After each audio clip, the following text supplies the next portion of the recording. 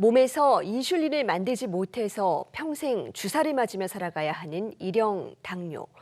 비교적 어린 나이부터 투병을 시작하는데 그 과정도 고통스럽지만 이 세상의 편견과 싸우는 건 더 힘들다고 합니다.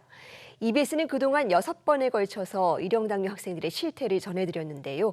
오늘은 그 마지막 순서로 EBS가 국내에서 처음으로 벌인 실태 조사의 뒷얘기와 앞으로의 과제를 짚어봅니다. 먼저 영상부터 보고 오겠습니다.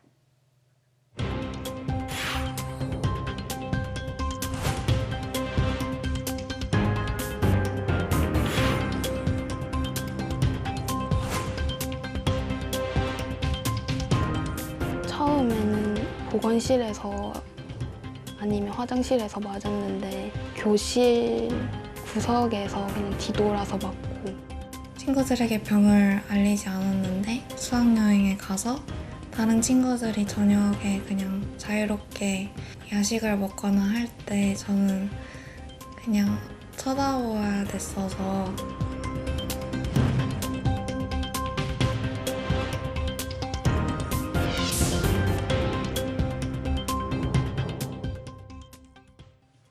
네, 이 문제 취재한 진태희 기자와 조금 더 자세한 이야기 나눠보겠습니다. 어서 오세요.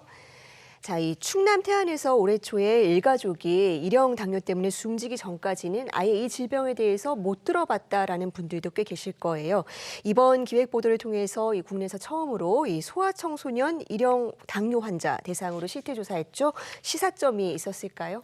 네, 혹시 당밍아웃이라는 말을 좀 들어보셨을까요? 네. 당뇨에 걸렸다는 사실을 주변에 드러내는 걸 말하는데 같은 이름의 영화 제목도 있습니다. 그만큼 당뇨 환자들이 보이지 않는 그늘에 숨어 있다는 의미일 겁니다.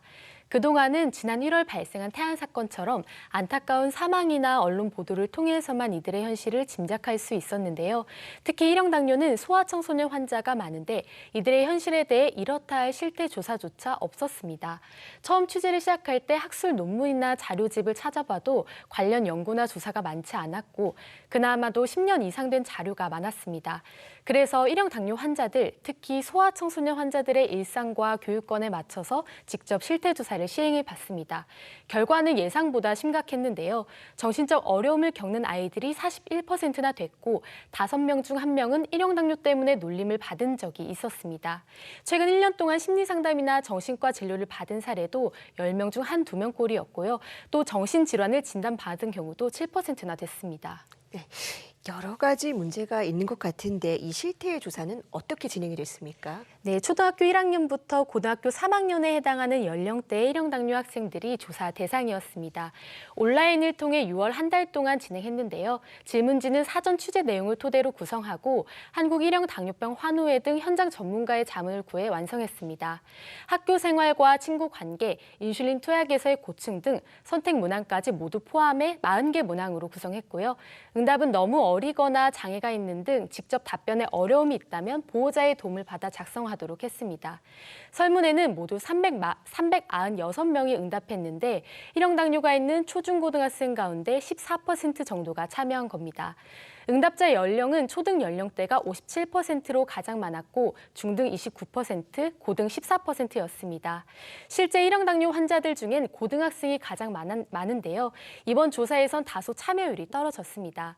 입시나 사춘기 등 예민한 상황이 반영된 결과로 보이는데 그만큼 일상에서 질병과 관련한 어려움을 겪고 있을 가능성이 크기 때문에 후속 취재와 연구가 필요해 보입니다. 네, 이 실태 조사가 완벽한 건 아니지만 처음으로 이루어진 것이고 또 어느 정도는 일형 당뇨 아이들의 현실에 다가가는 데 도움이 될 것으로 보입니다. 무엇보다 이제 이 아이들의 어려움을 해결하기 위한 사회적 안전망이 절실한 상황인데 이 법이 통과돼야 해결될 수 있는 일들도 많다고요. 네, 저희 취재진이 10년치 국회 입법 현황을 전수 분석해 살펴봤더니 일형 당뇨 아이들과 관련해 통과된 법은 모두 2건이었습니다. 각각 2016년과 2017년에 통과됐는데요.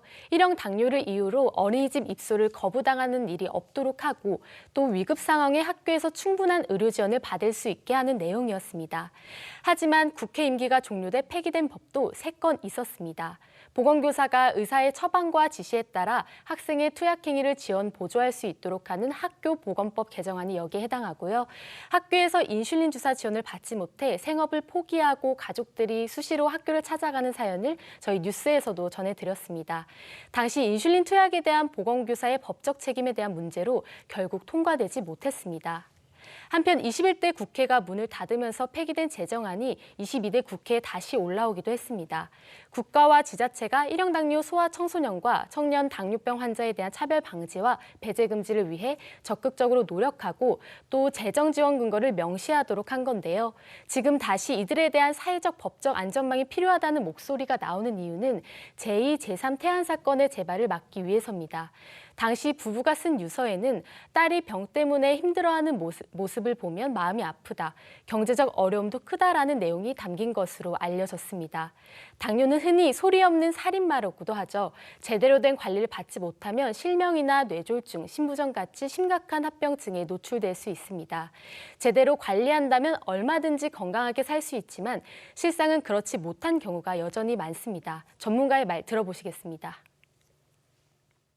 사회적인 약자 그룹에서 발생한 일형 당뇨병 아이들은 제대로 관리를 하지 못해서 20대가 되면 벌써 눈도 다 나빠지고 신장이 나빠져서 혈액투석을 시작해야 되고 이런 굉장히 끔찍한 일들을 갖게 되는 겁니다. 네, 경제적 문제에 대한 우려도 있는데 경제적 사정이 좋지 않은 아이들에 대한 지원은 어떻습니까? 충분할까요? 네, 일형 당뇨 환자들은 한 해에 400만 원에서 500만 원 정도의 비용을 쓰는 것으로 추산됩니다. 저희 취재진도 일형 당뇨 가족들에게 물어봤는데요. 중학교 3학년 아이의 지출표를 보면 건강보험공단 지원금을 빼고 매달 32만 원 정도가 들어갑니다. 1년치로 환산하면 약 400만 원입니다. 연속 혈당 측정기나 인슐린 펌프에 들어가는 소모품과 저혈당 대처를 위한 음식 등 모두 합쳤을 때 이 정도의 비용이 들어간다고 합니다. 문제는 매년 이 정도의 비용을 평생 부담해야 하는데 중간에 지원이 갑자기 감소한다는 겁니다. 정부는 지난 2월부터 19세 미만 일형 당뇨 환자에 대한 당뇨 관리기기 지원을 늘려서 본인 부담률을 10%로, 그러니까 45만 원 수준으로 낮추겠다는 목표를 세웠습니다. 하지만 성인이 되고 나선 이 같은 수준의 지원을 받을 수는 없습니다. 또 다른 문제는 환자가 먼저 자비로 400만 원대의 의료기기를 사고 나중에 일정 금액을 돌려받는 요양비 방식이라는 점입니다.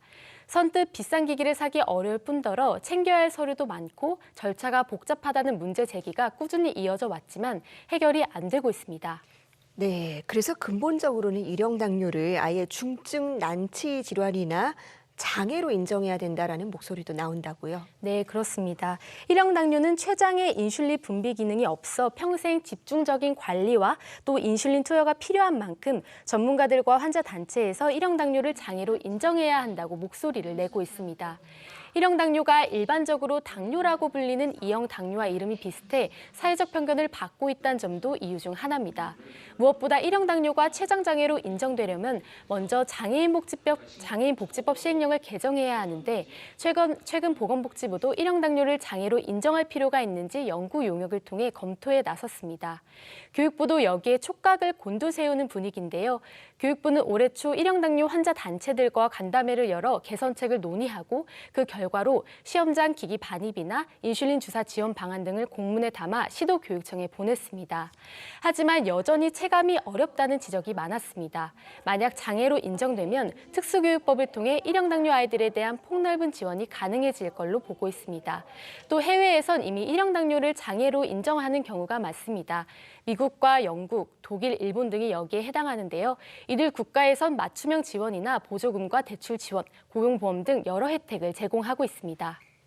네, 이번 보도를 계기로 이 일형 당뇨로 고통받는 환자들을 대상으로 더 면밀한 연구와 함께 이 체감할 수 있는 안전망이 마련되기를 바라겠습니다. 진태희 기자 잘 들었습니다.